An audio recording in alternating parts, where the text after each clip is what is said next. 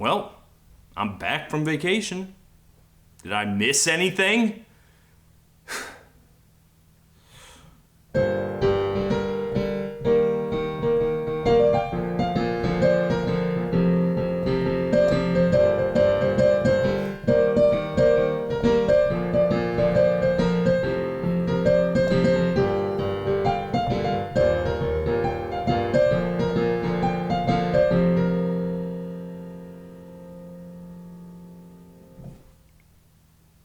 Man.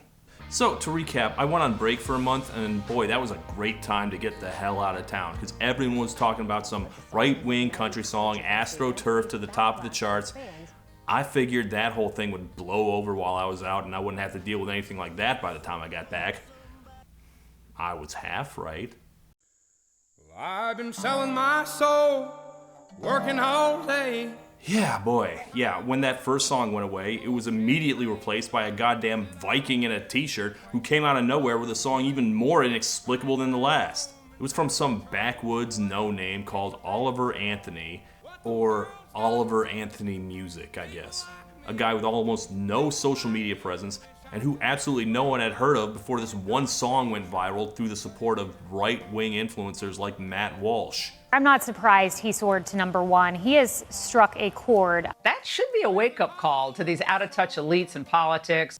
Now, for a lot of you, I realize this video is probably redundant because this story has been beaten to fucking death in the past couple of weeks. Every major writer in the world of music and politics have been dissecting this guy's work like he's some kind of serious thinker.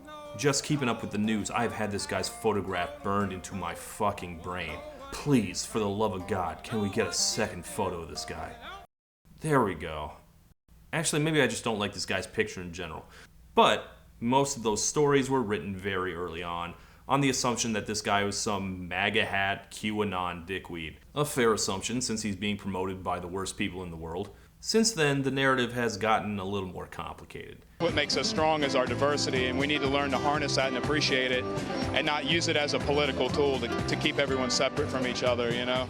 So as far as I'm concerned, this is still an ongoing story. And even if it wasn't, you know, I have fans, people want to know my opinions on things. So let me answer the question everyone has been asking me. Todd, what did you do on vacation? Oh man, it was great. Kicked back, saw a couple shows, went to Vegas and actually won some money for once. But mostly I just wanted to see old friends and family back home, way back in, alright. Well, you know, it was good to be back in my home state, down south. Nice to breathe the warm southern air of humidity and bugs. Yeah, love driving around, seeing the old kudzu and big old Confederate flag. Yep, that'll happen. Fun fact, that particular flag is the first thing that greets you when you drive into Farmville. Yeah, it's a real place called Farmville. And you know who lives in Farmville? Living in the new world. Yep, you guessed it, Tormund from Game of Thrones over here. A heartwarming, uncontroversial, feel-good story for everybody. We got folks in the street, ain't got nothing to eat. Alright, to me, the fact that this thoroughly unknown, unsigned musician playing very simple, stripped-down, uncommercial music with only the support of right-wingers, suddenly debuting at #1 before I or anyone had even heard of him, this was just very shocking to me. The last person to suddenly blast directly to #1 with their first hit was Olivia Rodrigo, and she had very powerful forces behind her. How could this distinctly non-pop star musician do this? Well, as a well-informed music chart scholar, I have a very well-reasoned explanation.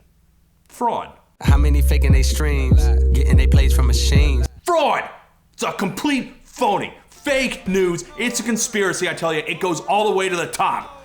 Is that beard even real? Now, my saner friends have tried to calm me down, and they said that this being at #1 actually makes perfect sense. Even though this has never happened before, a guy like this hits #1 with just word of mouth and a couple major endorsements, and they tell me, yeah, you just gotta look at two trends. One is the rise of this kind of rootsy Americana country, which has been growing in stature for the last couple of years. And the other is the rise of conservative spite buying. I covered this a little bit myself in the Aaron Lewis episode, but If you notice, no one actually buys music anymore, so a dedicated enough fan base can drive a song way up the charts if they are willing to give up real money. It's kind of a loophole, but it's above board. It's support from fans. It counts. The charts have been gamed like this for quite a bit now by stans of K-pop, Taylor Swift, and more recently, conservatives. I've had to hear multiple songs called Let's Go Brandon because of this. And yeah, now that I think about it, it does make sense. The song right before Richmond, North of Richmond was a conservative rallying point. The song that replaced it was another rootsy Americana single. That's 4 country hits in a row at number 1, by the way. You want to keep up with modern music, get ready to put on some shit kickers and learn to line dance, folks. So, yeah, I guess I'll take off the tinfoil hat for the time being.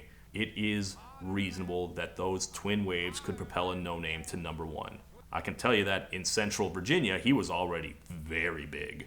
I didn't try to talk to the locals about it because I was on vacation, damn it. And even then, I was hearing it everywhere, coming out of other cars at the gas station. Local ads were already parodying him. Goosing a song up the charts with digital downloads, that only works for like a week or 2.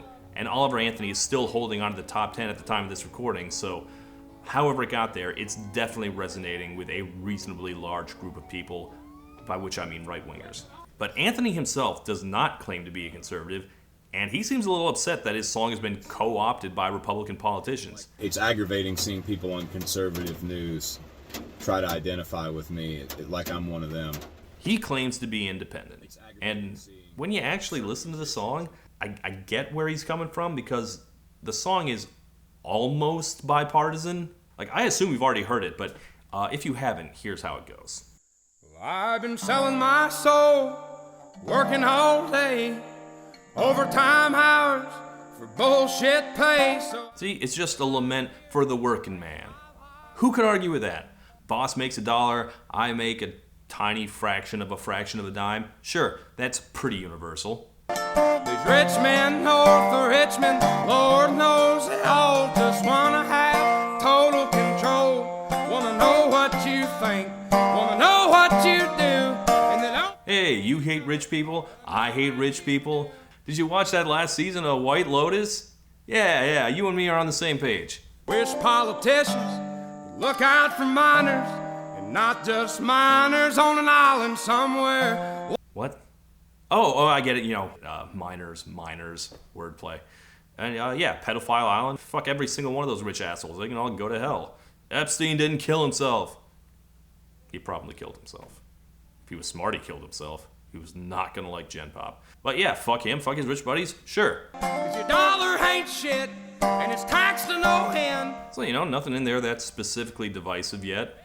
But for a lot of people on my side of the aisle, at this point in the song, the alarm bells are starting to go off.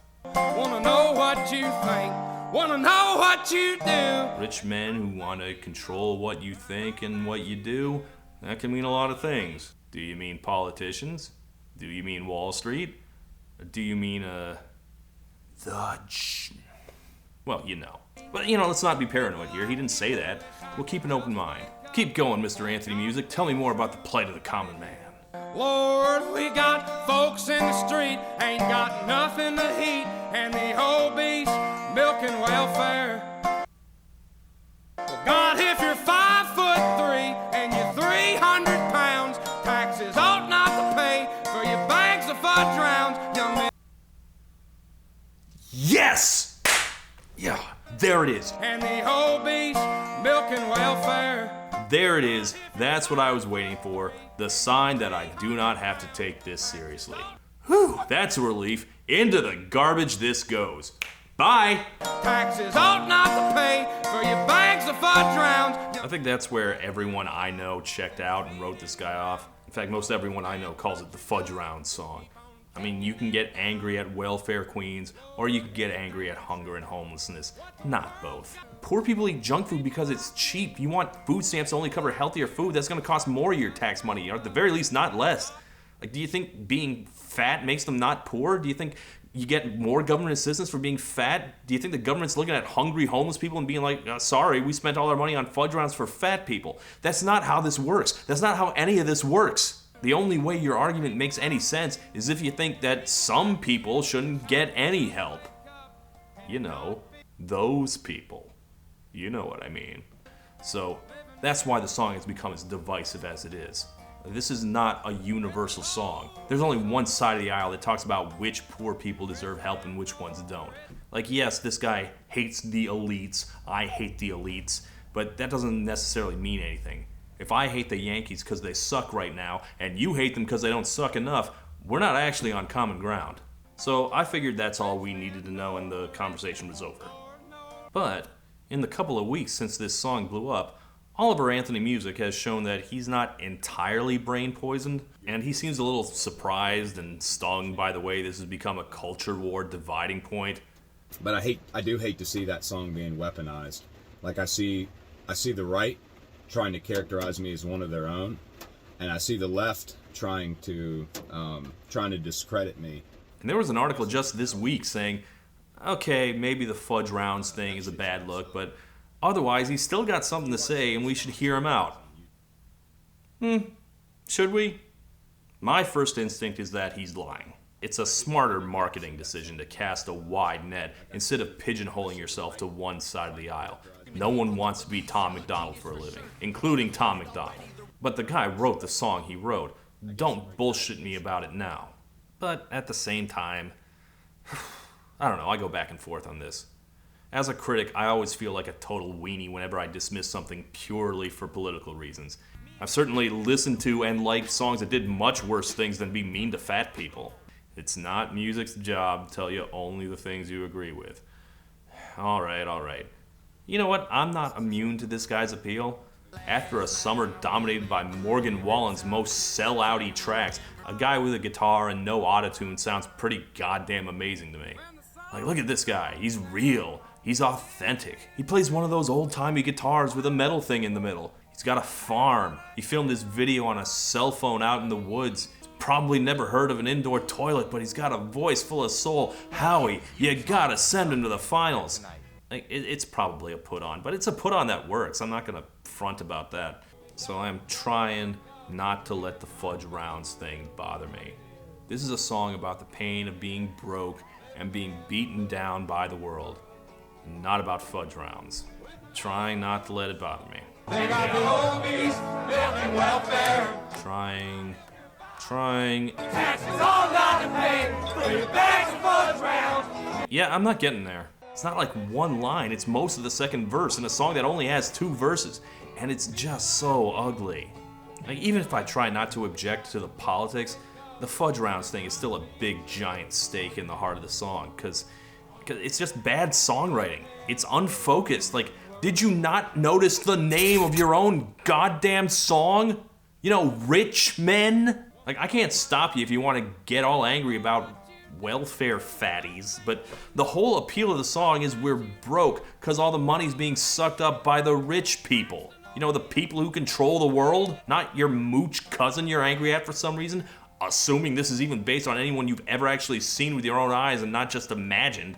Like, the thing just completely unravels after the first verse. Even the Jeffrey Epstein reference hits wrong. And not just miners on an island somewhere. Like, there are songs where you get mad about every little thing you saw in the news, but that's not what this song is supposed to be about. The point is this guy's life and this guy's problem. That's the whole appeal of him being some guy in the backwoods uploading cell phone videos from his farm. You know, I can't pay rent. I'm struggling to get by. And the Epstein reference isn't about that. It hits like you're listening to someone who spends too much time online. Or here's another thing that comes right after the fudge rounds line. Young men are putting themselves 6 feet in the ground, 'cause all this damn country does is keep on kicking them down. The world's hard to mend? Like, this is another talking point that you can only get from being on the internet too much. Like, male suicide is this big, buzzy, trendy discourse right now. And you know, I'm a guy, I got problems, I'm glad we're talking about it, but, like, yes, we kill ourselves more, but we're not actually more depressed, we're just better at suicide. We have efficient stats. It's that manly can-do spirit. I mean, it's shit like that why the song doesn't hit for me. It's supposed to be a song from a guy in pain trying to survive in the unfair world, but instead it's just pandering. And I use that term very advisedly. When I say he's pandering to you, I don't mean he's just expressing a point of view that you agree with. No, he's literally flattering you. Wanna know what you think, wanna know what you do, and they don't think you know, but I know that you do. See, they think you're stupid, but I know that you're actually really smart. And tall. And have you lost weight? People like me, people like you. The word you changes the entire song for me. Can't be like, well, maybe you don't agree with him completely, but he's sharing his world through his art. It's his honest perspective. It's his truth. No, it's not. The second he starts talking about you, it stops being personal and it starts being preachy. And if you don't like what he's preaching, then there's just no way getting around that. It sounds like a political ad, especially with the way it's constantly dancing right up to the line without crossing it. When you say that rich men want to control what you think, what are they trying to make you think?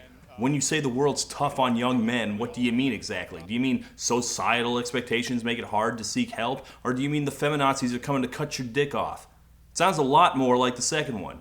Maybe it isn't, but either way, it's a shitty sentiment, or if it's not that, then it's frustrating bad songwriting. These are things you need to clarify in a message song. Lines like that make me feel like he's being disingenuous. Like, listen to him try to explain himself. So I do understand, like, there may be some people who misunderstood my words in Richmond, north of Richmond.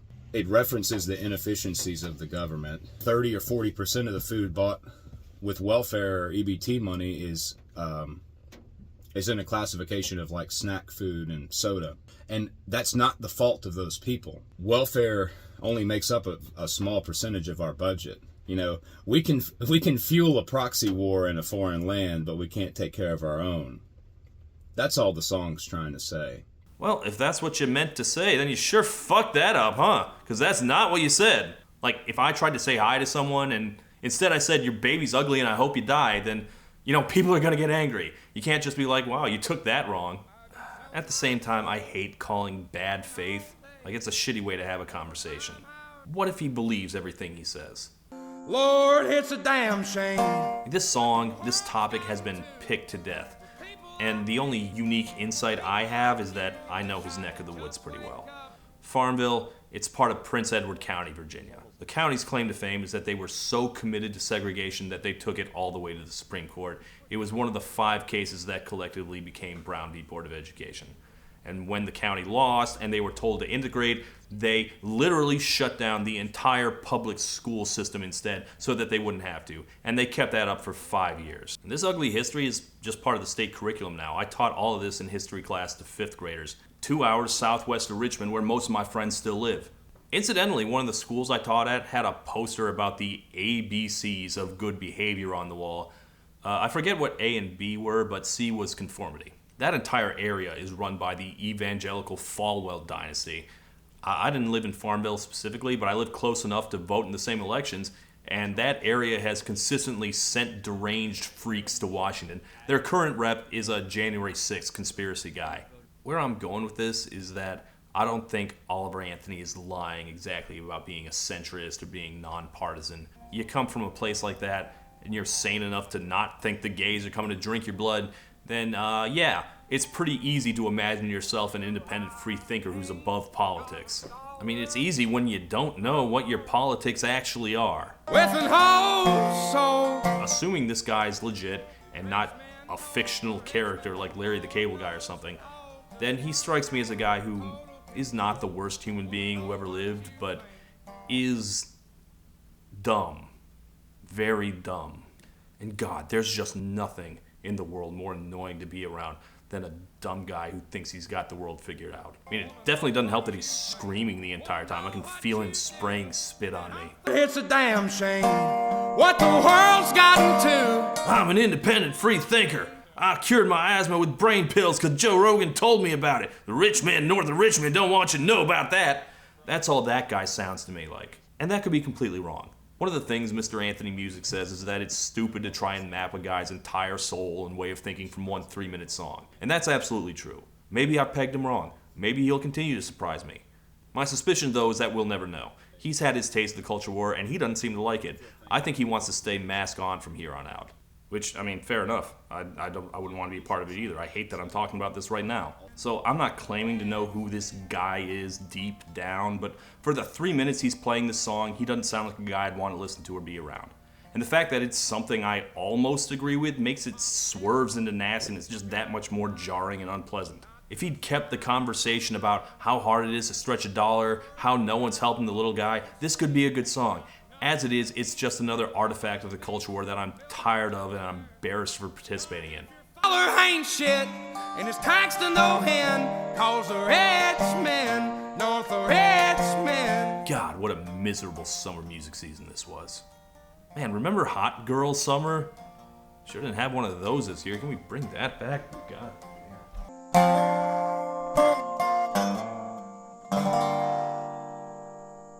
And while we're talking about big white guys with goofy facial hair, you know this clown, right? Well, Lindsay Ellis has a new video up about the rise, fall, and redemption of one Guy Fieri, the Food Network host who survived being clowned on for years to become oddly wholesome. And you can watch that video exclusively on Nebula, a creator-specific platform where you can watch great videos from other creators like H-Bomber Guy, Adam Neely, and myself. And now if you sign up with my link, you get free access to Nebula classes, where our creators host classes on how to be a creator. You will not only get access to all of the great stuff Nebula offers, plus classes, but you will get it for a little over $2.50 a month. And you'd also be directly supporting me, which, I'd appreciate it. And for a single one-time fee of $300, you can get a lifetime membership. A membership that will last literally forever. Doesn't that sound great? So click the link in the description and check it out below. Thank you for listening, and good night. I'm a lad from old Virginia, bravely knocking my way back home to that